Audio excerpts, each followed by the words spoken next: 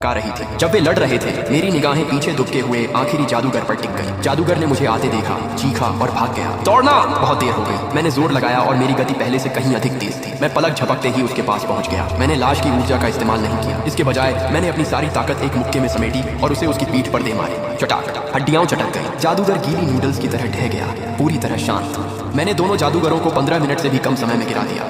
मेरे पास हमले का मौका था, पर इससे साबित हुआ कि लाश की शक्ति सोखने के बाद मेरी ताकत बढ़ गई थी। काले चोगे वाला आदमी अपने साथियों को गिरते देख भड़क उठा। उसने लेडी ब्लैक पर दिखावटी हमला किया और भागने की कोशिश की।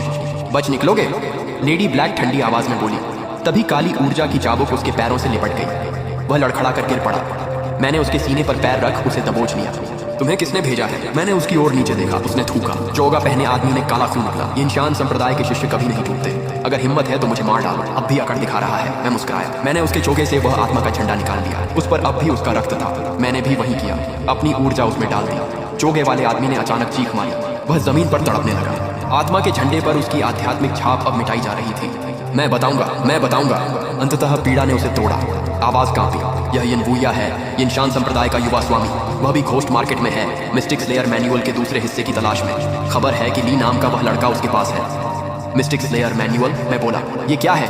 पास बस पिता की चीजें हैं, मैनुअल नहीं है। यिनवुया कहाँ है? नहीं पता, बस आदेश मानता हूँ। चोगे वाले की आवाज और डूब गई। मैंने पूछना छोड़ पैर रखकर उसे खत्म कर दिया। हिंसा पसंद नहीं, पर इस स्वार्थी दुनिया में दुश्मन पर दया खुद से अन्याय है। मैंने उसकी तलाशी ली और दर्जनों आत्मा सिक्के और एक टोकन पाया।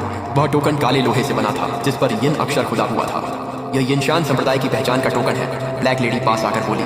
लगता है इस बार वे लोग घोस्ट मार्केट में काफी लोग लेकर आए हैं। मैंने उस यिनवुया के बारे में सुना है। वह यिनशान संप्रदाय का 100 साल में एक बार पैदा होने वाला जीनियस है। कम उम्र में ही सोल सप्रेशन रियलम तक पहुंच गया है। वह आदमी बेहद बेरहम है। Soul suppression realm?